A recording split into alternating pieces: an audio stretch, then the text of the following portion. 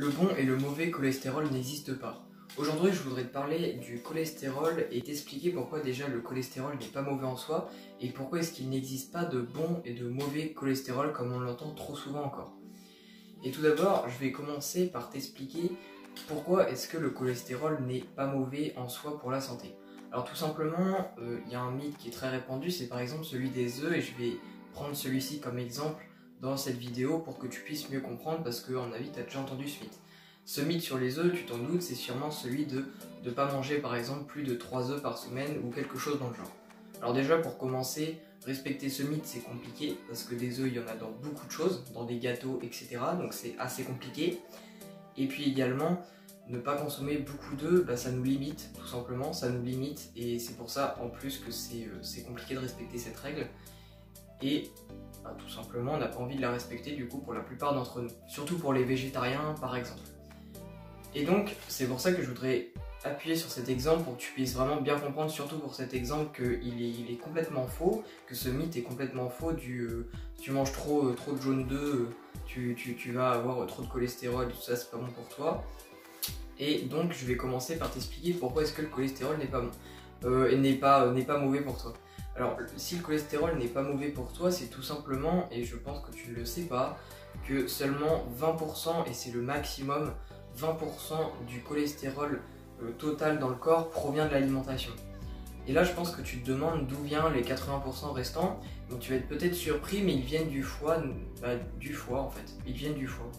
En fait notre foie, si tu veux, il génère, alors je vais pas t'expliquer les mécanismes précis, il n'y a pas vraiment d'utilité, mais notre foie génère le cholestérol, donc il génère le cholestérol et il y a une autre petite partie en fait, tout le cholestérol qui vient de l'alimentation va lui aussi dans le foie, qui via différents processus après le répartit dans le corps.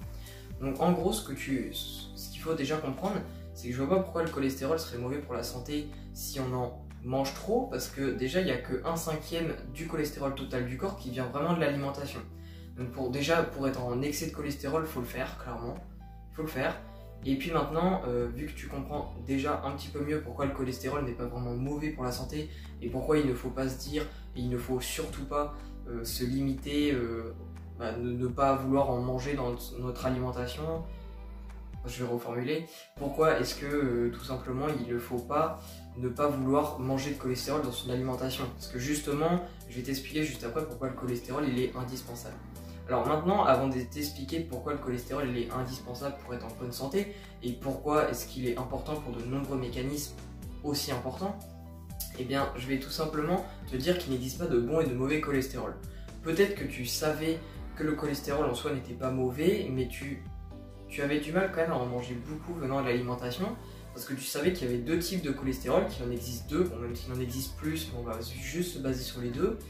et que celui qui vient de l'alimentation c'est le mauvais. Alors quand je dis mauvais et bon, je parle du HDL et du LDL si tu ne connais pas. Si tu as déjà fait des tests sanguins, je pense que tu l'as déjà vu, tu as déjà vu ces lettres, parce qu'en fait il y a un ratio très connu qui est le ratio HDL-LDL, et souvent celui-ci, s'il est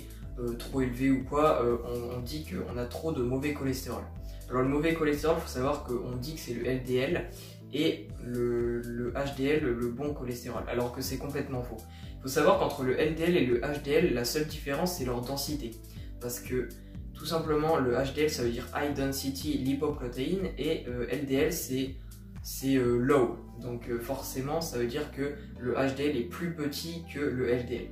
Et donc le LDL on dit que c'est un mauvais cholestérol, parce que vu qu'il est plus gros, et bien celui-ci quand il passe dans le sang, dans les artères etc,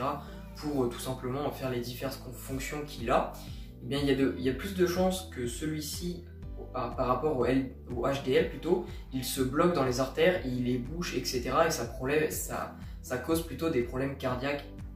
et autres. Sauf que en soi c'est pas idiot de dire ça, mais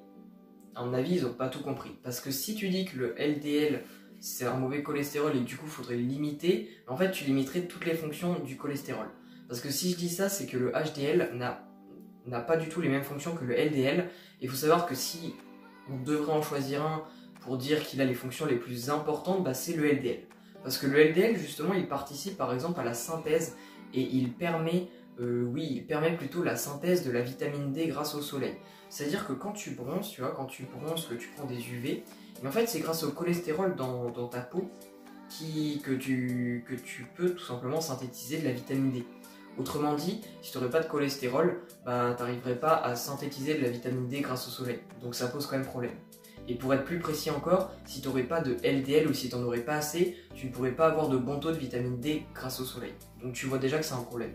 Mais ça ne se termine pas là, parce qu'il faut savoir que le cholestérol aussi, et surtout le LDL, participe à la synthèse de nombreuses hormones et également, de nombreuses hormones comme l'œstrogène, donc les oestrogènes, la testostérone, enfin tout ce qui est androgène, progestérone, etc.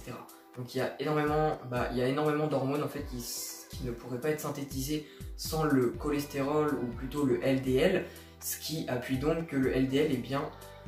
important pour être en bonne santé. Alors évidemment, je dis pas ça dans le sens où il faut s'en foutre totalement du ratio HDL-LDL, il faut quand même le prendre en compte, mais le but c'est de ne pas non plus dire que le LDL est mauvais et le HDL est bon, surtout aussi, ça c'est ça le problème. En fait les deux sont neutres, les deux sont neutres, le but c'est d'avoir un équilibre comme beaucoup de choses en nutrition, tu l'as sûrement remarqué, le but c'est de garder un équilibre et c'est normal d'avoir beaucoup plus d'LDL que de HDL. Parce que le HDL, lui, en termes de fonction, il en a beaucoup moins que le LDL. Donc forcément, si on a plus de HDL que de LDL, bah, les fonctions du cholestérol vont être justement diminuées et c'est pas ce qu'on veut. Parce que le cholestérol, comme je viens de t'expliquer un petit peu, il intervient dans beaucoup de choses. Donc si on n'a pas de cholestérol et pas assez de LDL, t'imagines un petit peu si on est en carence déjà de vitamine D et si on ne synthétise pas assez d'hormones type androgène et tous les autres, là on aura de gros problèmes parce que la vitamine D déjà elle est indispensable pour même la santé mentale mais également la santé physique, parce que tu te l'as peut-être remarqué, mais si les gens ils sont un petit peu plus dépressifs en hiver, c'est parce qu'ils souvent ils manquent de vitamine D. Donc cette vitamine D, ce qui est super intéressant avec cette vitamine justement, c'est qu'elle intervient, elle a un effet vraiment important sur la santé physique comme la plupart des vitamines et minéraux, mais également sur la santé mentale, et ça c'est pas le cas pour toutes, et ça explique donc que c'est vraiment une vitamine majeure et que sans le cholestérol, on pourrait même pas en avoir bon taux. Donc, ce que tu dois retenir dans cette vidéo, c'est que le cholestérol n'est pas mauvais. Et ce que tu dois donc retenir, c'est que manger des œufs tous les jours, en manger plusieurs par jour, c'est pas mauvais. Je te demande pas de manger que des œufs, mais je te dis juste que manger une omelette tous les jours, si tu kiffes ça au petit-déj ou quoi, il n'y a aucun souci, tu vas pas avoir de problème. Et surtout, parce que en plus c'est du gaspillage, sauf si tu le conserves, ça sert à rien de jeter les jaunes. Les jaunes d'œufs, c'est par exemple, c'est la partie de l'œuf qui contient tous les nutriments. Le blanc d'œuf, tout ce qu'il contient, lui, c'est des protéines, ok? Donc en gros, si tu jettes le jaune, tu jettes quasiment toute la richesse de l'œuf en lui-même, tu vois. Donc c'est vraiment pas important. Enfin, c'est vraiment pas très malin, on va dire. Je vais chercher le mot. Et ce que tu dois donc retenir, c'est que le cholestérol n'est pas mauvais, il n'existe pas de bon et de mauvais cholestérol. Donc si un jour on te reparle de ces bons et mauvais cholestérol, je t'invite à par exemple les renvoyer sur cette vidéo ou même à leur expliquer tout simplement toi-même si tu as vraiment bien compris pourquoi est-ce qu'il n'y a pas de mauvais et de bon cholestérol. Sinon, si tu veux aller plus loin, si tu souhaites en connaître plus sur les bases de la nutrition, je te propose une formation si tu veux qui s'appelle Mieux manger pour mieux vivre. Donc si tu veux en savoir plus, le lien est dans la description, sachant que dans celle-ci, je vais tout simplement t'apprendre toutes les bases de la nutrition si tu ne les as pas encore, pour que tu puisses manger de la bonne façon et donc être en meilleure santé physique